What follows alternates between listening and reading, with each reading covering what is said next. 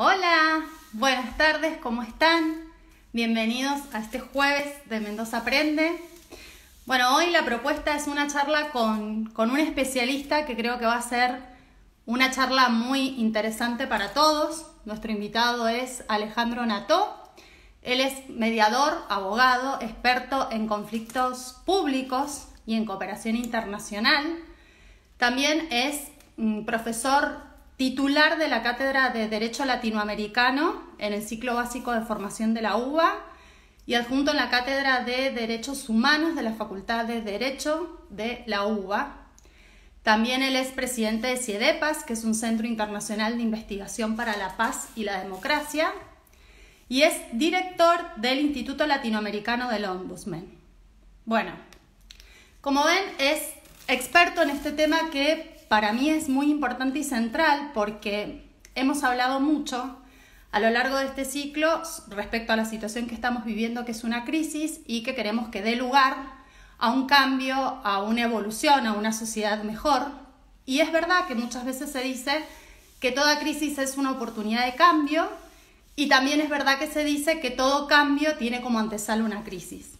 Pero es cierto que para que la crisis pueda producir este cambio y que nosotros podamos todo este movimiento conducirlo por ese canal, es necesario a veces saber cómo hacerlo. Así que bueno, esta es la idea de esta charla con este experto en este tema y seguramente muchos de los seguidores que van a unirse en este vivo, que también están involucrados en este hacer, podamos dialogar, tener una charla respecto a cuáles son esos puntos que nos parece que debiéramos hoy reflexionar o pensar como puntos importantes para conducir este cambio hacia esta cuestión tan prometedora que tiene este título, que es hacia una sociedad mejor. Así que bueno, ahí que lo veo en línea Alejandro, lo voy a invitar para que participe de este video. Ahí le da la invitación. Y bueno, como siempre les digo, atenta a todo lo que ustedes comenten. Hola Alejandro, Hola, ¿cómo hola, hola. estás? Bien, bien, bien. Hay que apagar una luz porque está muy fuerte. Yo creía que con las luces estaba bien, pero me parece que hay una luz de más acá, da mucha luz. Puede Ya, ser, sí, ya no la te ves apago, ya la muy... apago. Por ahí tenés como una luz que te da Sí, es una contraluz. luz rara. Es una luz rara que está. Sí, Bueno, es esta, sí. Es- Esta de acá arriba. Ahí está bien. Dale. Me parece que si bueno, apago la de bienvenido a arriba. Mendoza. Gracias, Ahí está, gracias, ahí tenemos. encantado, encantado de estar en Mendoza. Gracias. Bueno, para Un nosotros gustazo. también es un gusto. No, enorme placer de compartir esto con vos.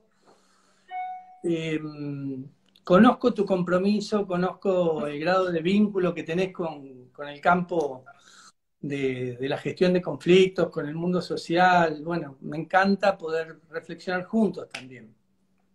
Bueno, Así que estoy muchas gracias. encantadísimo de compartir esto y bueno, y estar en Mendoza, ¿no? Está lindo, Está está lindo, lindo, sí. está lindo. De lejos, pero está Bueno, lindo.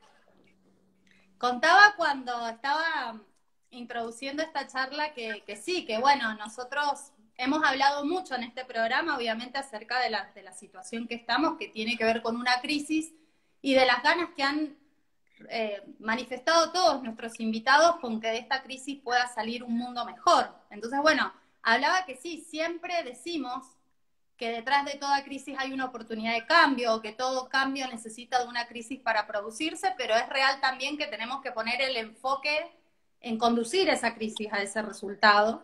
Entonces, bueno, la propuesta un poco en esta charla es reflexionar esos puntos por ahí en los que podemos prestar atención para conducir todo este movimiento a que nos lleve a un puerto mejor o, como titulamos en esta charla, a una sociedad mejor.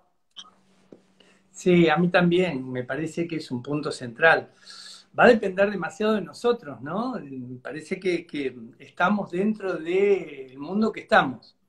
Y el mundo tiene su realidad, tiene su forma de desarrollarse, su forma de mostrarse.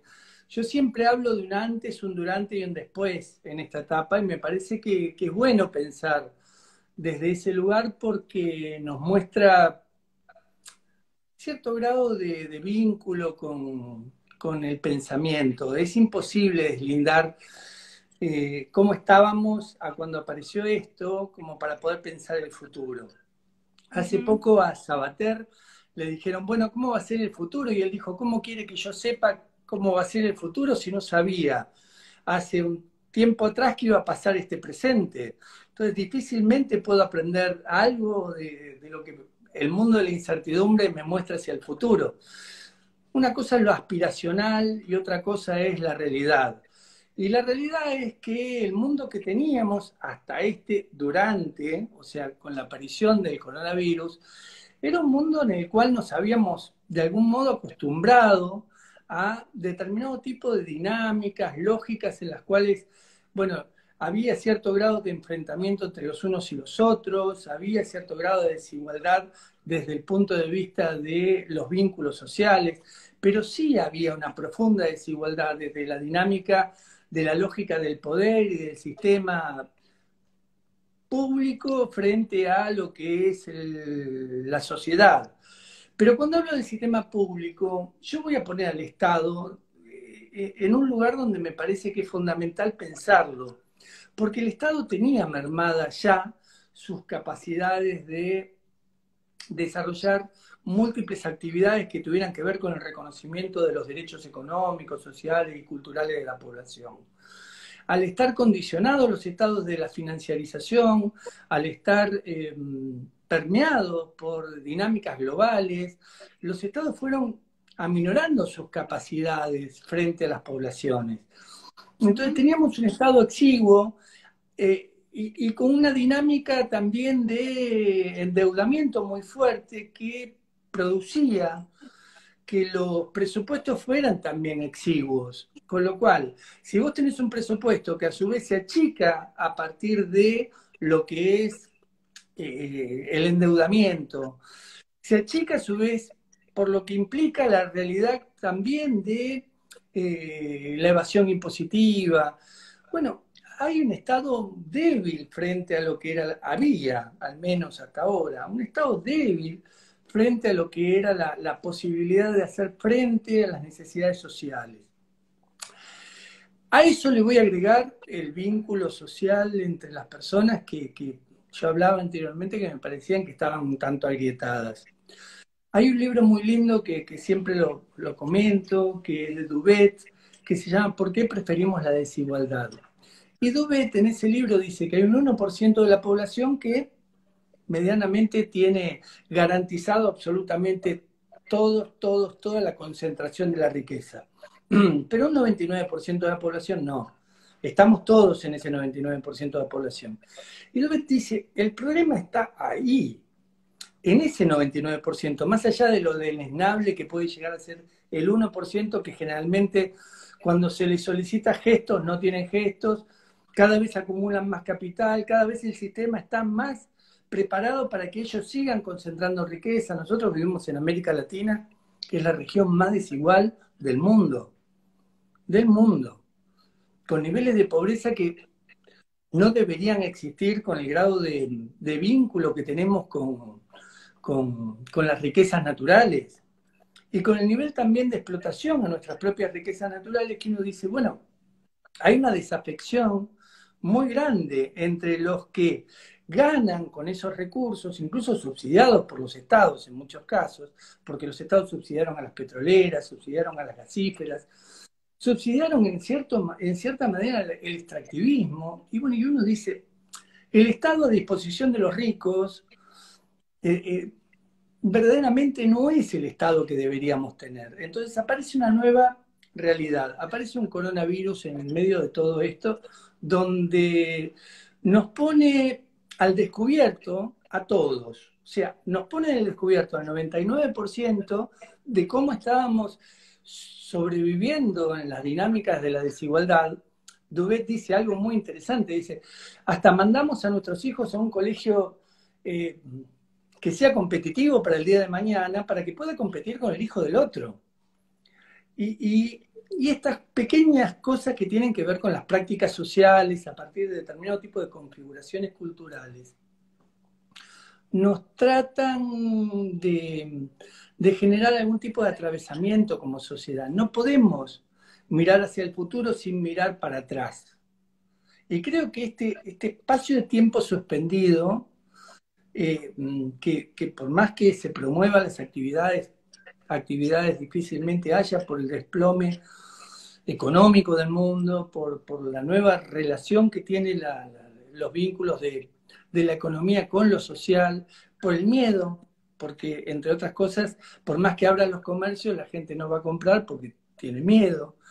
Y en esta puja que existe en la actualidad, en el durante, uno podría decir, bueno, aparecen discursos libertarios diciendo la libertad, ¿dónde queda frente a esta disyuntiva entre la salud y la economía, como una especie de tercera pata, ¿no? La libertad.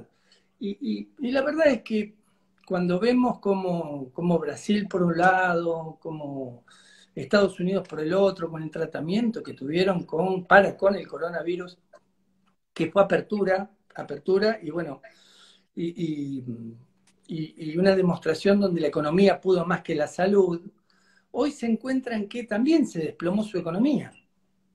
Entonces la ecuación, con una regla de tres simple, dice, bueno, a ver, Brasil cayó 5,3%, Estados Unidos cayó 5,5%. O sea, ¿cuál es el resultado que tuvo la apertura de la economía? Si teóricamente era proteger la economía más que la salud. Ninguno. Pero este debate donde entramos todos a discutir si verdaderamente aquellos que más necesitan salir, quieren salir, no quieren salir, el tema es cómo está la sociedad en este momento. Está protegida por un Estado que tiene capacidades limitadas, porque por otro lado tenemos en la Argentina un Estado que está discutiendo deuda externa. Pero está protegida también por una lógica en la cual yo no sé si antes el individualismo no era más fuerte que la singularidad. Y entonces ahí es donde hago zapping y el día domingo me encuentro que en la ciudad de Buenos Aires todo el mundo sale a pasear. Y digo, bueno, ¿cuál es el grado de responsabilidad que tenemos como sociedad cuando nos dan cierto grado de libertad? O sea, salir a pasear es parte de lo que la etapa me permite, el grado de concienciación que puedo llegar a tener desde lo colectivo no es más allá de, bueno, soy joven, teóricamente esto no me va a afectar, salgo igual, pero la gente que yo veía en televisión que estaban por Plaza Francia eran todas personas mayores y estaban paseando de la mano como si no pasara nada. Entonces tenemos una sociedad bastante individualista, bastante individualista. Entonces yo cuando vos haces esta especie de mirada hacia el futuro y que la comparto, seremos mejores al futuro, pero yo lo comparto haciendo la pregunta. Saliendo de un positivismo ingenuo y de un conductismo de quién se robó mi queso y tú puedes y vayamos todos juntos que salimos bien de esta, y tratando de desentrañar cada una de las vertientes que nos permite decir, bueno, ¿cómo estamos? ¿Cómo opera el miedo en todos nosotros? Ese miedo autopropulsor, ese miedo paralizante, ese miedo que nos genera el vínculo con el otro, no tan legítimo otro, porque ahora posiblemente ese otro, que antes no era tan legítimo otro, como dice Humberto Maturana, ya que estás vos en Mendoza, tan cerquita de Chile, y ese otro legítimo otro que está dentro de tu sistema, ya no tanto, y ahora menos, y ahora no lo podemos ni abrazar, no nos podemos ni mirar a la cara siquiera. En la empatía, eso de mirarse a la cara, ya no tenemos ni rostro con el barbijo. Entonces, la nueva sociedad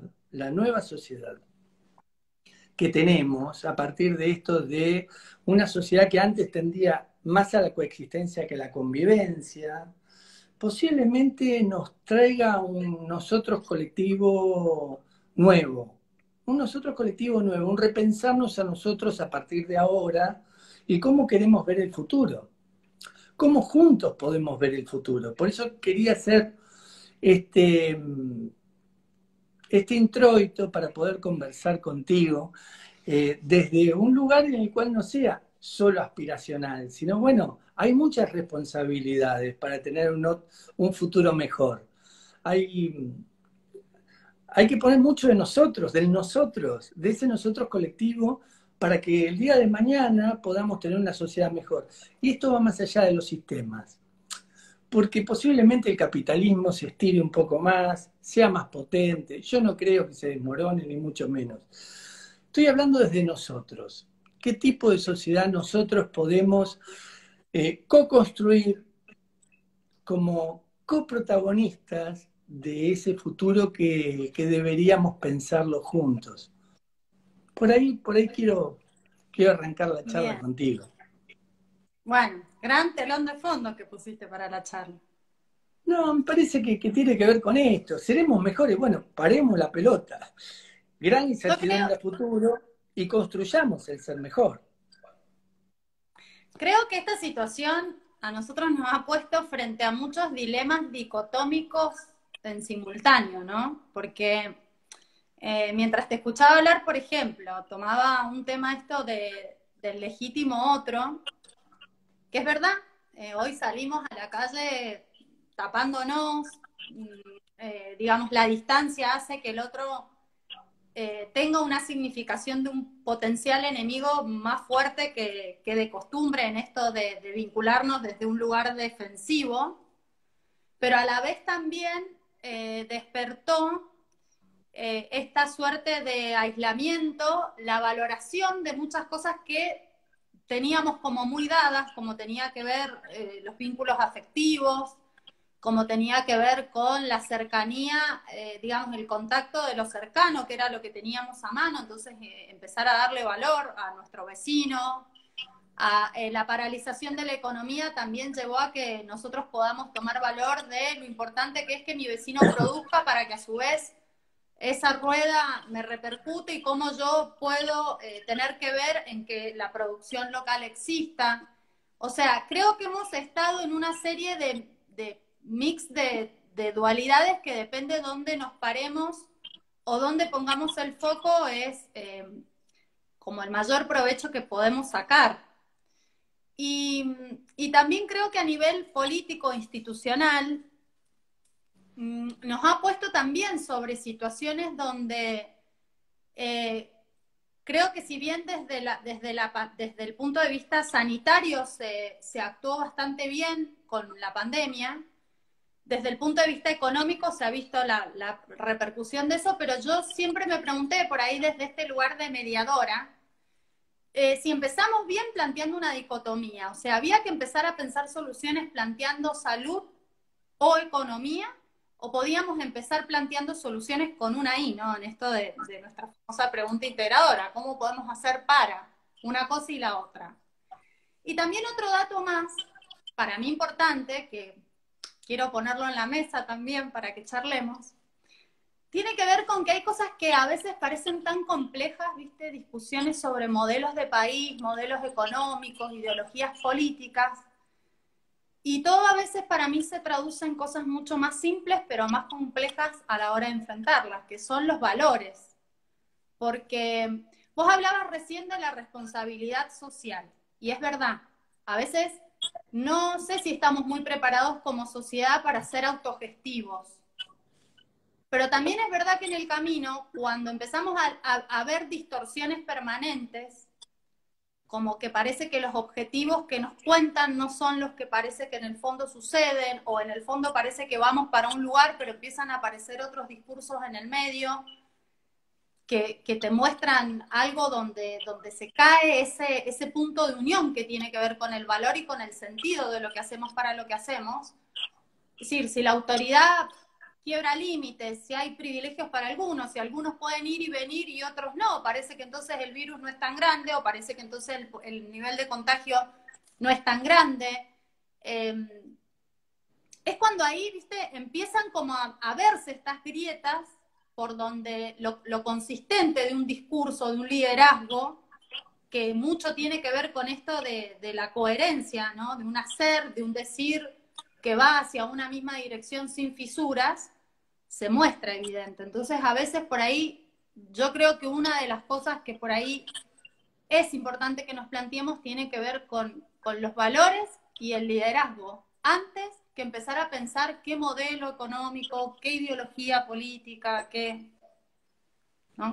Sí, sí, pero fíjate que el debate público de hoy en día está puesto también en clave de valores. Porque hablar de salud o economía solamente y poner la libertad como parte de también un dispositivo de valores, no deja de ser, y antes la seguridad, ¿no? Esto de siempre está en juego la seguridad, no deja de ser parte de lo que está en la discusión política en el mundo entero. O sea, yo veo que Milán abrió las puertas ahora para que la gente pueda tomar un Aperol a las 7 de la tarde, 6 de la tarde, como si no aconteciera nada o como si no hubiera acontecido nada. Es como una normalización, una especie de anestesiamiento de la sociedad frente a la naturalización de lo que acontece. O sea, si se mueren, se mueren. Mientras no me toque a mí, si se mueren, se mueren. Yo creo que hay cierto grado de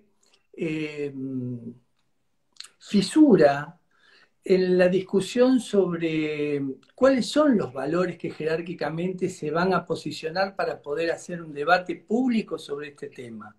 Y en esa fisura hay también intereses económicos en juego, intereses mediáticos en juego, sistemas de poder que van de la mano dentro de lo que puede llegar a ser la búsqueda de erosión a determinado tipo de gobernante.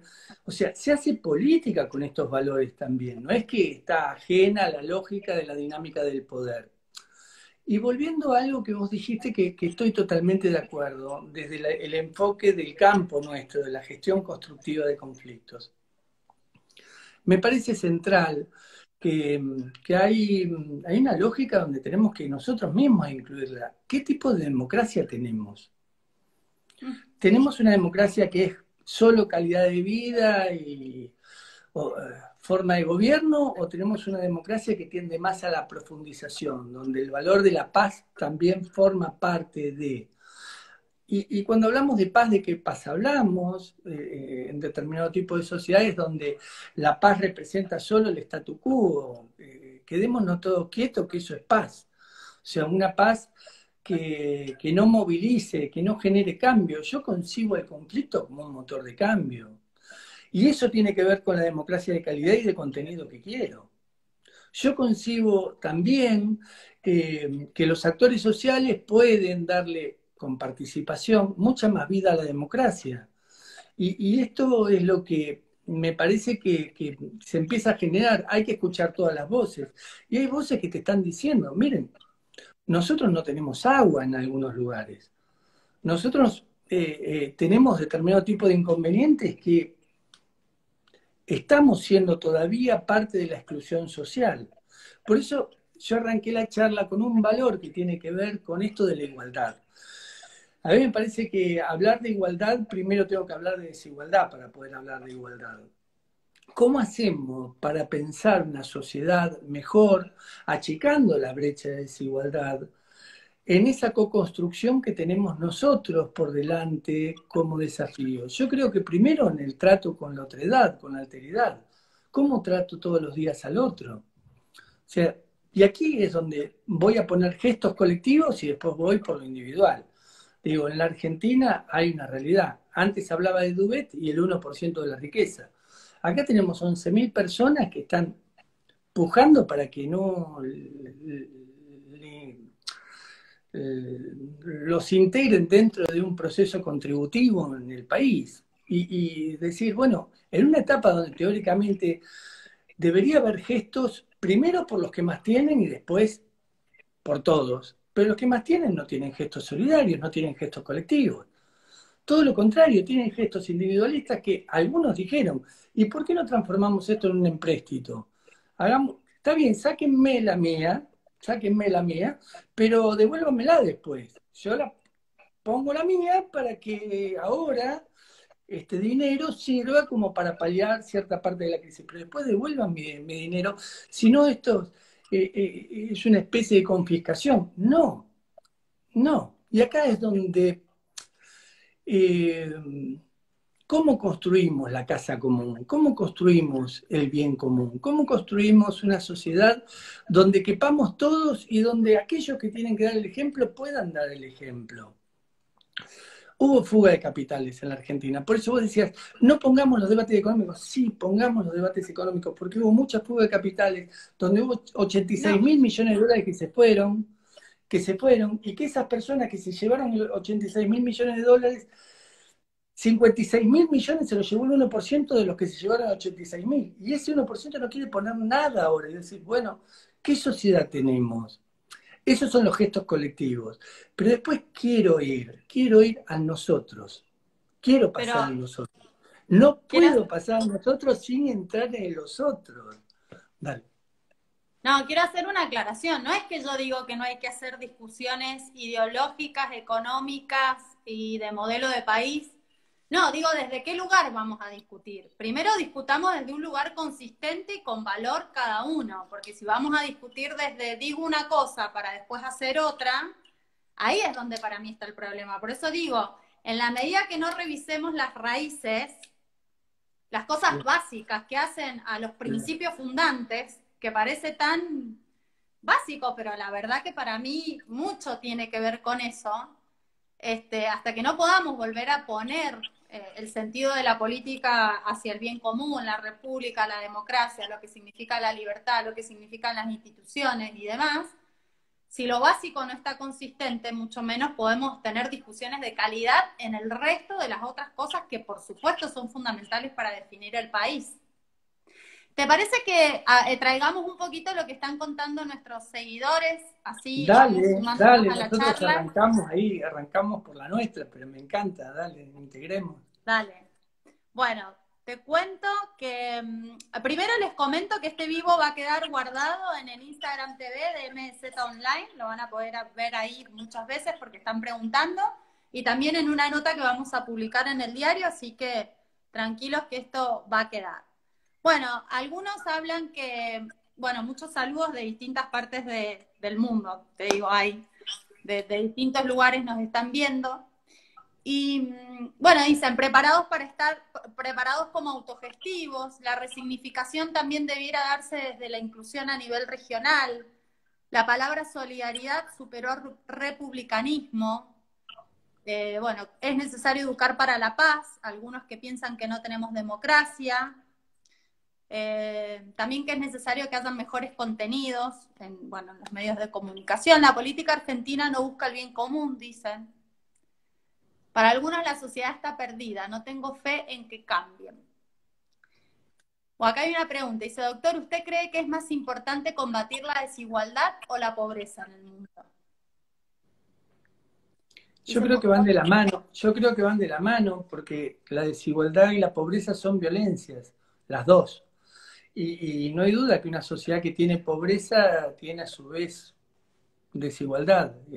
La pongo en el mismo lado de la balanza. Difícilmente ponga una en un lado y otra en otra, no puedo. Voy a poner que ambas representan a la violencia social y que esa violencia social la tengo que trabajar, porque para mí violencias y desigualdades con pobreza tienen una raíz común. Tienen una raíz común. Sí, acá. Creo que achicar la brecha de desigualdad implica también trabajar fuertemente sobre las condiciones de pobreza. Esto es inclusión social, integración. Y la verdad que hay un tema que a mí me parece que es fundamental, que es la inclusión educativa también. Hoy lo estoy notando esto dentro del campo de la enseñanza, donde en el ciclo básico común tenemos 800 alumnos y seguramente alguno de ellos está participando aquí. 850 alumnos en un aula virtual. Y hacemos acompañamiento docente en esta etapa hasta la semana que viene, que van a replantear el modo en el cual debemos enseñar. De los 850 alumnos, buscamos los modos en que ellos se vinculen con los contenidos y encontramos que solo 550, 580 se vinculan y tenemos 300 que están cada vez más ajenos. Y buscamos otros modos también de incluirlos, abrimos una fanpage para que puedan ir a Facebook para ver si era más accesible, y vemos que allí tampoco. Y la pregunta que me queda para hacer es, ¿no serán excluidos tecnológicos muchos de ellos? Esto es universidad pública. Y creo que esta etapa no nos puede dejar de lado, no puede dejar de lado también pensar que hay una pobreza que lleva también a algunos a no acceder a la educación, a no acceder a higiene, a no acceder a estructuras básicas de alimentación. Teníamos 8 millones de personas y hoy tenemos 11 millones de personas comiendo comedores en la Argentina.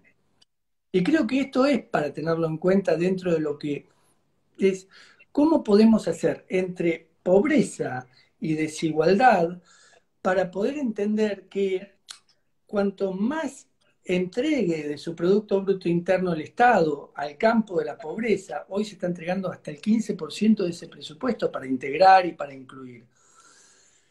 Mejor es porque tenemos un piso de mayor inclusión, al menos de las cuestiones básicas, de las necesidades básicas insatisfechas. Pero eso es momentáneo. Tenemos que tener políticas públicas, estructurales para la integración social. Y acá es donde pongo la educación. Acá es donde pongo un elemento que también creo que lo tenemos que poner, porque si nosotros queremos hablar de la sociedad que tenemos que hablar de la educación en valores, del valor paz, del valor construcción con el otro, de una ciudad inclusiva, de una sociedad ensamblada, diversa, y estos valores, que no los pusimos antes, pero que yo estoy tratando de incorporarlos ahora, me parece que es fundamental al momento de discutir hacia qué sociedad queremos ir. Cuando yo hablo de profundización de la democracia, hablo de ejercicio de ciudadanía y hablo de cultura de paz, pero hablo también de estos valores. Hablo de la interculturalidad que tengo que empezar a fomentar. ¿Cómo es esto de vincularme con el otro eh, que puede ser portador de un contagio o de una enfermedad a partir de ahora? ¿Cómo vamos a hacer como sociedad? ¿Vamos a ser más excluyentes en nombre del miedo? ¿Cómo podemos ser inclusivos dentro de lo que es este nuevo coronavirus que genera movimientos muy fuertes sobre lo que es el vínculo de los unos con los otros? Sí. Bueno, hay muchos comentarios que están en sintonía, la verdad la gente no deja de comentar, no puedo seguir todos, pero que están muy en sintonía con esto, como que para ser una sociedad mejor se construye en base a valores morales fuertes, valores morales comunitarios. Mientras sigamos pensando y actuando en forma individualista, jamás llegaremos a ser una sociedad igualitaria. Habría que educar al que más tiene a no ser tan individualista y solidario por el que menos tiene. Urge un pensamiento social responsable. Es necesario comprometernos cada uno a crear una sociedad mejor.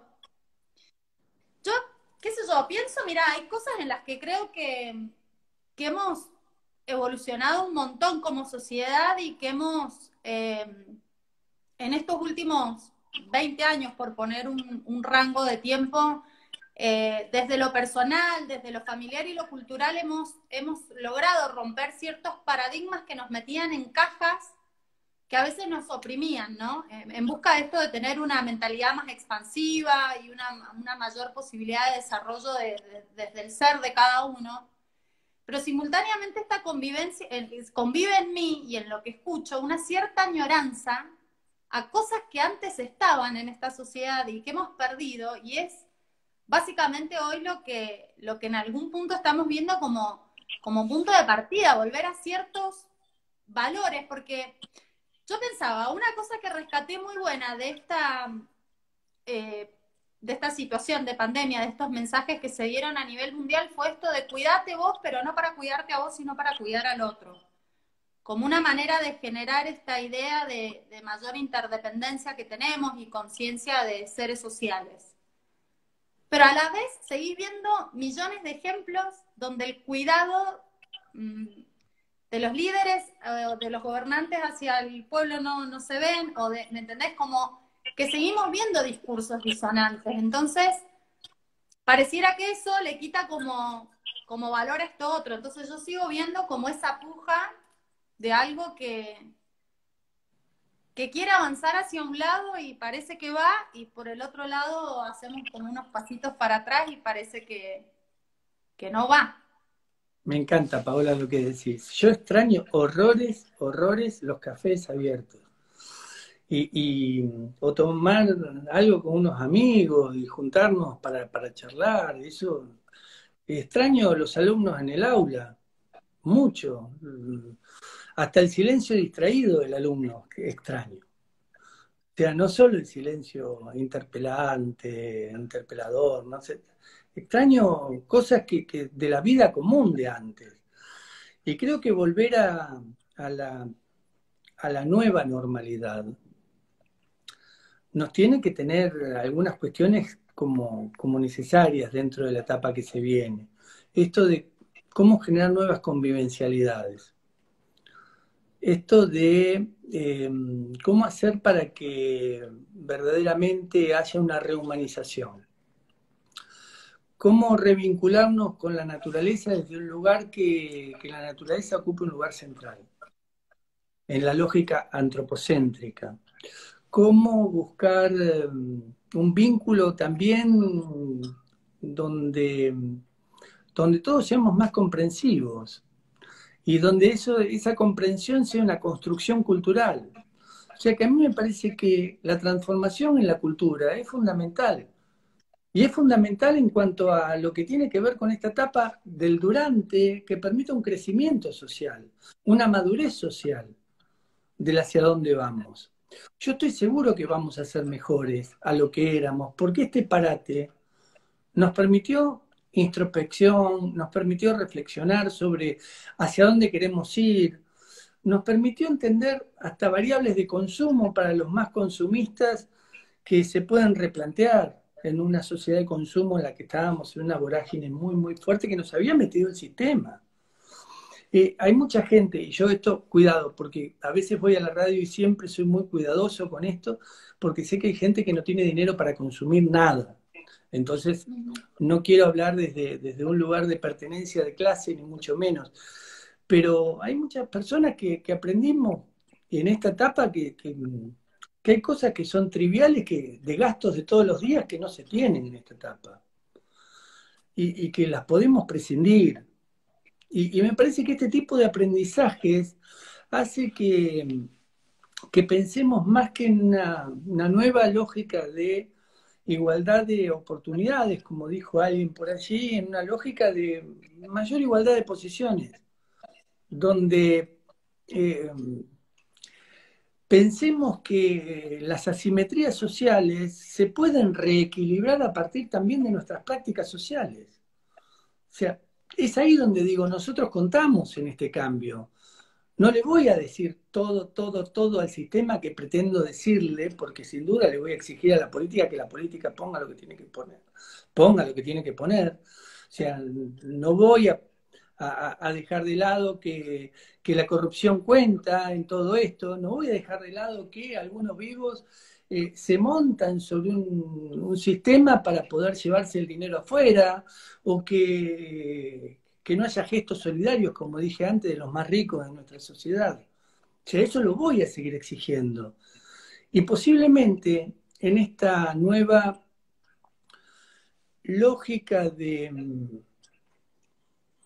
y yo te diría, neodesglobalización, podamos llegar a tener, ya más mirando hacia nosotros mismos, porque incluso hasta las importaciones se han cerrado en esta etapa, mirando más hacia nosotros mismos, es qué es lo que podemos hacer juntos para construir esa sociedad mejor.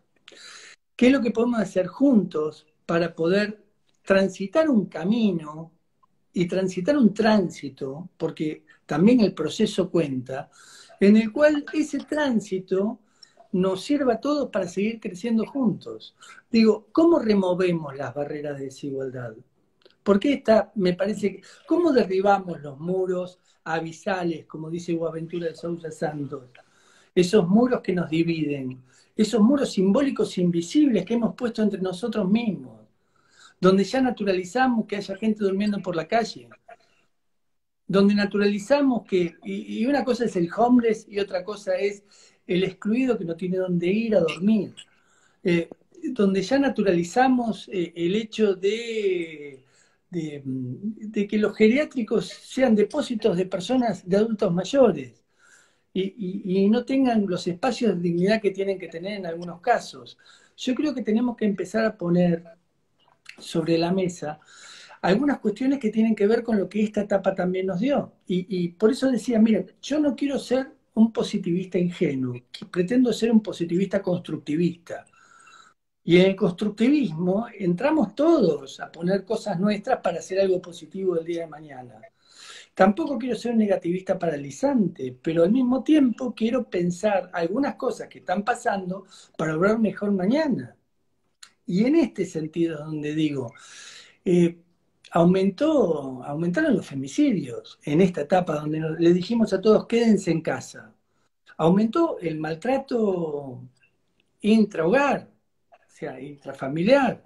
¿Y esto qué quiere decir? Y bueno, que hay determinado tipo de dinámicas relacionales que están siendo cada vez peores entre nosotros mismos, que las tenemos que revisar y que tenemos que tener también un rol del Estado. Yo hablaba en algunas charlas que he dado sobre, cuidado, que esta etapa nos trae la vecinocracia policial, la democracia de balcón, esto de te denuncio, te denuncio, te denuncio, que también habla de lo que podría llegar a ser, bueno, en Europa el neonativismo atávico, xenófobo. Digo, paremos la mano porque somos una sociedad que tenemos que convivir. No te denuncio, te denuncio, te denuncio, sino convivir. Pero cuidado, si hay un rol de vecino responsable en esta etapa donde hay mayor tipo de violencia familiar, intrafamiliar, no hay duda que ahí quiero que el vecino esté presente. Fíjense ustedes que no hay nada mejor que para una persona que tener a una persona más aislada todavía y más encerrada todavía. Digo, en el juego este del débil y el fuerte, en la lógica de la violencia intrafamiliar. Y el tema de la niñez no es un tema menor, los niños adentro y están sufriendo más abusos sexuales, y esto también lo tengo que decir. Entonces, cuidado, cuidado, tenemos una sociedad que hay que revisar muchísimas cuestiones que tiene nuestra sociedad. Y esas cuestiones, visualizadas desde un campo de abordaje pacífico de conflictos, de abordaje de conflictos, no podemos tapar el sol con un dedo. Lo que está, y hacia la sociedad que queremos ir, debemos imprimirle determinado tipo de relación de esa profundización de la democracia que yo hablaba antes, en la cual la participación ciudadana activa, no vigilante, sino activa, responsable, la retroalimentación que tenemos que tener, y tenemos que apostar fuertemente a la educación como sociedad. Por eso vuelvo sobre lo que puse antes como una cuestión de cuidado, que la tecnología nos puede dejar afuera a algunos que ya vienen excluidos y que la tecnología los deja más excluidos. Cuando hoy en día tenemos que tratar de incluir para poder tener una sociedad mejor. Entonces, aquí es donde quiero hacer pie. ¿Cómo hacemos para mirar hacia adelante si no nos sostenemos en ese lugar común para construir esa casa común que tiene que ver con nuestros niños, en la educación de nuestros niños? Creo que ahí tenemos que hacer pie todos y fuertemente. Porque si ese niño después crece y es un maltratador, o si ese niño después crece y es un abusador, o si ese niño después crece y es un maltratador de una persona migrante, del otro porque en definitiva lo discrimina por lo que fuera, y en verdad, por más que cree que está hiriendo al otro, habla de cómo se hiere a sí mismo cuando discrimina. Digo, de ese tipo de valores debemos volver a un lugar común, a co-construir la sociedad que verdaderamente tenemos que tener para poder ser mejores a futuro. Y en esto yo creo que tenemos que buscar, en esa dinámica de nuevas convivencialidades, un hacer común para lograr esa casa común. Y en ese sentido creo que nuestro aporte desde el campo de la gestión constructiva de conflictos puede ser muy importante. Hay muchos que por una cuestión, no sé, de anquilosamiento de estructura profesional muy, muy propia de las inercias. Y bueno, no aceptan cambios. Y yo creo que los cambios tienen que estar también dentro de la dinámica de la relación con la justicia. Que nuestros mecanismos deberían estar antes que el juzgamiento. Y uno tendría que pensarlo como la puerta de entrada real Yo de creo cualquier que, tipo de acceso a la justicia. no, creo que aparte, para sumar un bocadito a lo que vos estás diciendo, en esto de que, no, porque uno escucha y parece tan vasto que vos decís, no hay sector de la sociedad donde no miremos que no estamos como en emergencia, donde hay un fuego que apagar. Y a veces depende mucho, como que ponemos la mirada en el Estado siempre que dé la solución de todo, pero verdaderamente vamos a tener un Estado más funcional en la medida en que la sociedad también sea mejor. Entonces, esto de Absolutamente. por ahí revisar nuestro propio comportamiento, nuestra propia actitud, nuestra propia ética, nuestra propia moralidad, lo que nosotros nos permitimos, nuestra propia capacidad de autogestión. Y creo que en esto, estas herramientas o estos modelos que nosotros proponemos tienen esta ventaja también de que ayudan a que las personas puedan repensarse y resignificarse desde otro lugar y nos ayudan a consolidar un tejido un poco más permeable para poder construir otra cosa, que pueda también exigir otra cosa, porque muchas veces también yo veo que sigue estando mucho puesta la demanda del Estado en cuánta plata puede dar a qué sector, cuando en realidad hay muchas deficiencias de tipo institucional que a diario muestra y que quizás no hace falta dinero, hace falta conducción y una idea clara y un hacia dónde vamos definido, un rumbo, y tampoco veo que la sociedad esté muy atenta a eso para exigirlo, ¿no?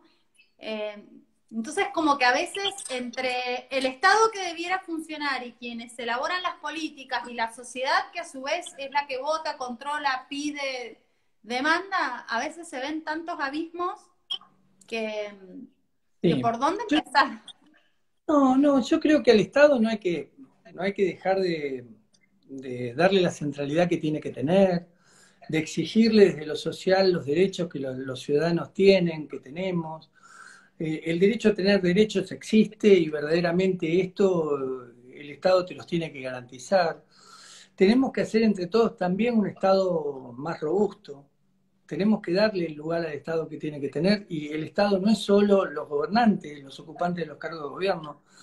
En esto de la participación ciudadana yo veo mucho que le puede dar una dinámica al Estado superior. A mí me parece que las exigencias sociales que se plantean en clave de conflicto son muy valiosas también.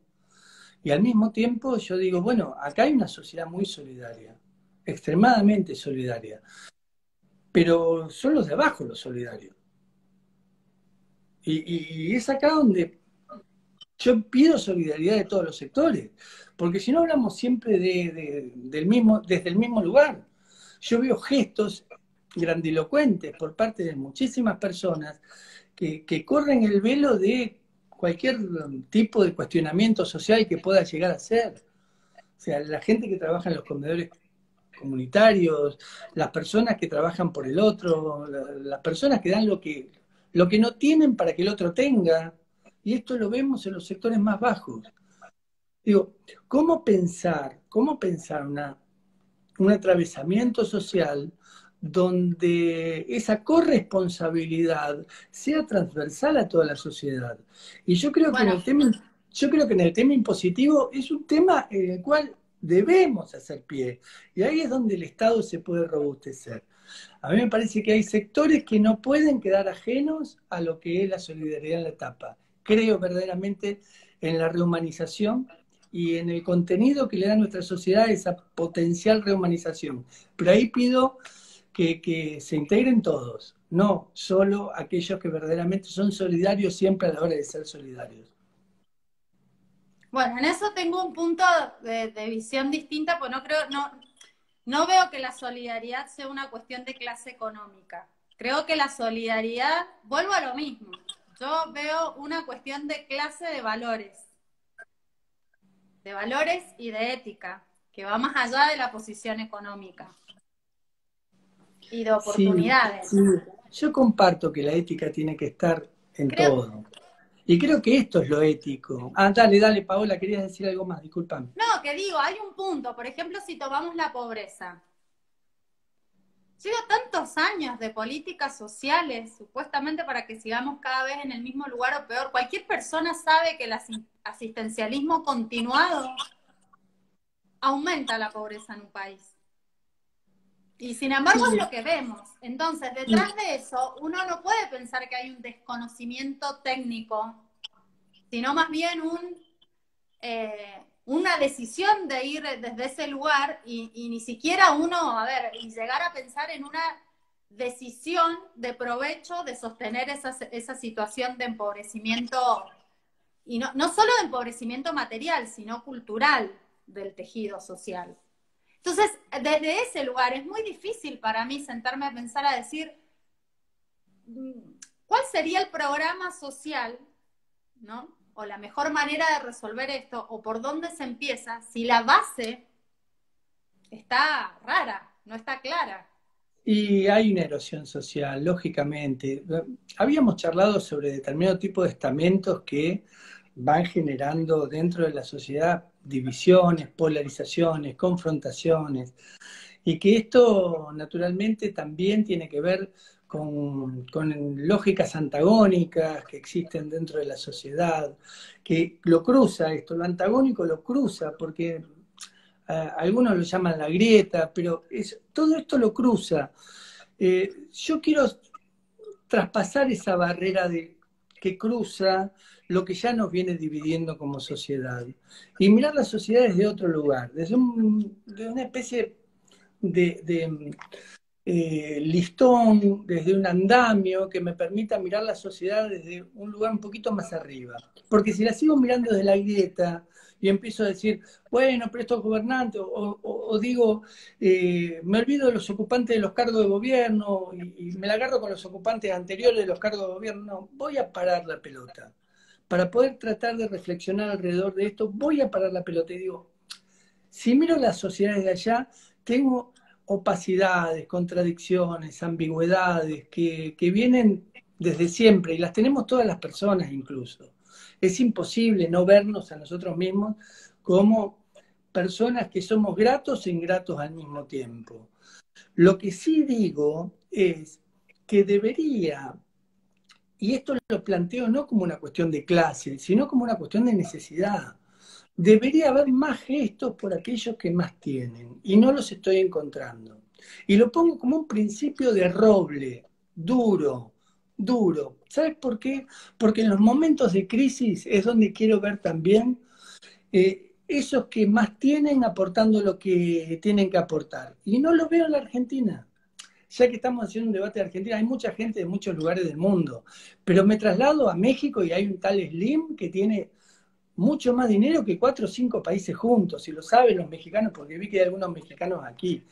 Hay una chica que es amiga, que es de Portugal, que la veo por aquí, y en Portugal pasa lo mismo, la concentración de la riqueza es uno de los males mayores que tiene la sociedad.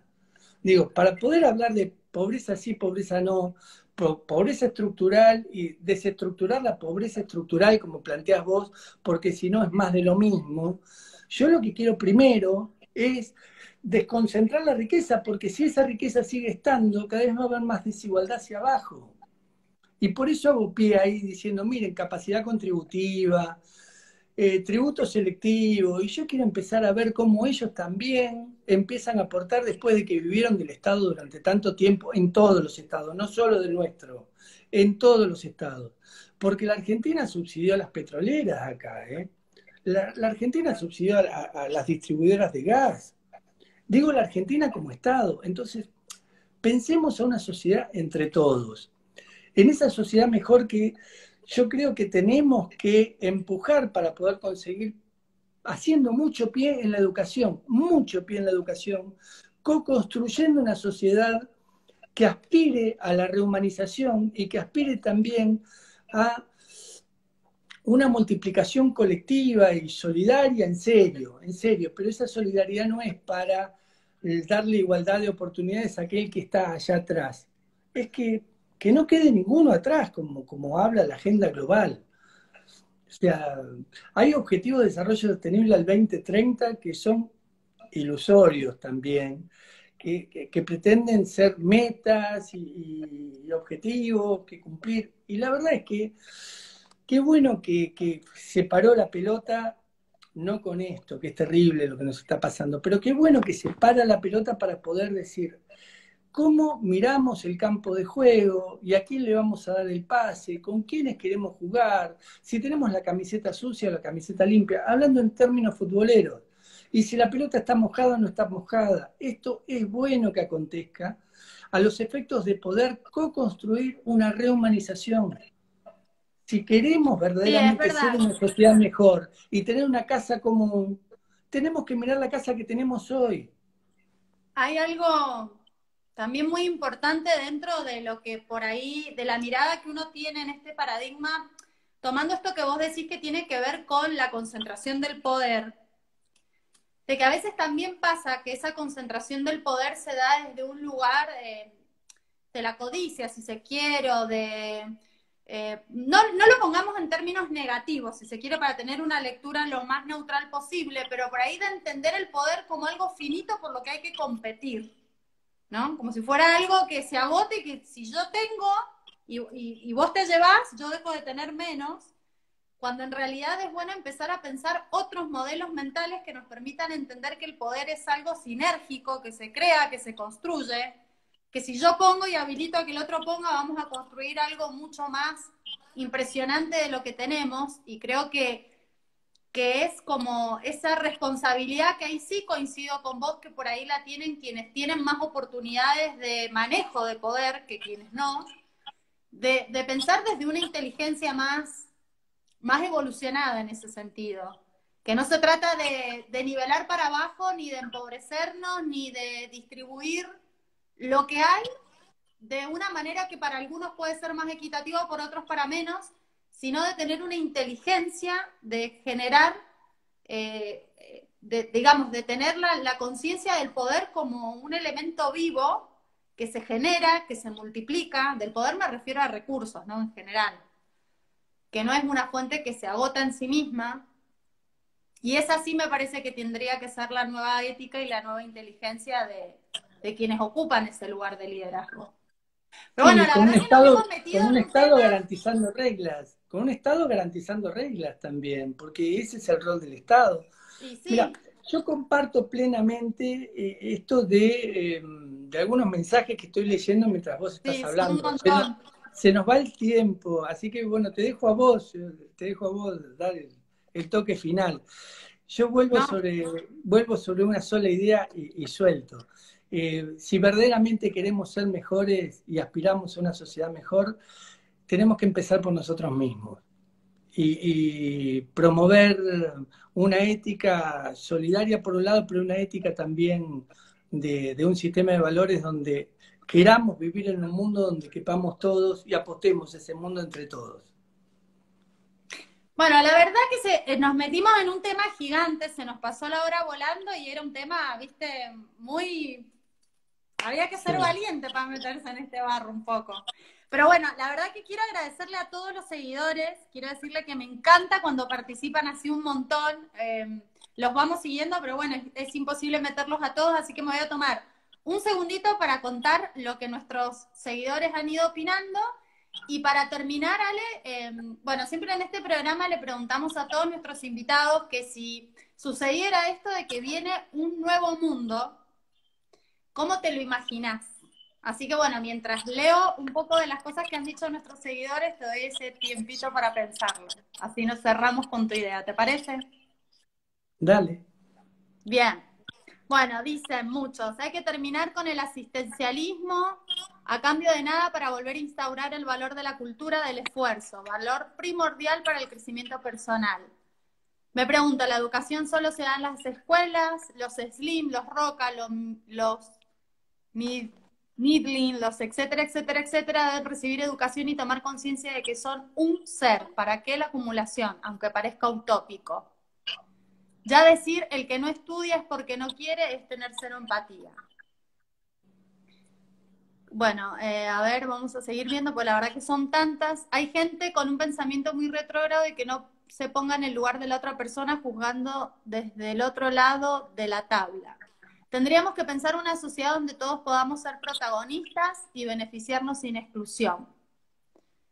A ver, ¿qué más? Bueno, también muchos agradecimientos, excelente charla, excelente poder opinar, me entusiasman estos temas, felicitaciones. Bueno, la verdad que les agradezco muchísimo a todos su participación y bueno, será señal de que tenemos que hacer otra charla. Por ahí nos hemos quedado con muchos temas pendientes. Así que bueno, Ale, contame. No, Sí. solo te digo, me encanta haber estado contigo, me encanta haber compartido este espacio y creo haber dicho todo lo que pensaba. Vamos rumbo hacia una sociedad mejor y estoy seguro que así va a ser en tanto y en cuanto pongamos lo mejor nuestro para poder lograrlo. Bueno, es así. Nos vamos entonces todos con ese compromiso de intentar ver qué es lo mejor que podemos poner para lograr esto. Bueno, Ale, muchas gracias. Un placer, A como vos, siempre, a escucharte. vos, a vos. Y muchas Y quiero gracias a todos ustedes por estar. quiero agradecerle a todos los que acompañaron este encuentro. Me encantó que estuvieran aquí. Gracias. La verdad que sí. Bueno, un beso enorme para vos y para todos ustedes. Nos Besote. estamos viendo. Chao, Chao, un gusto chao. enorme.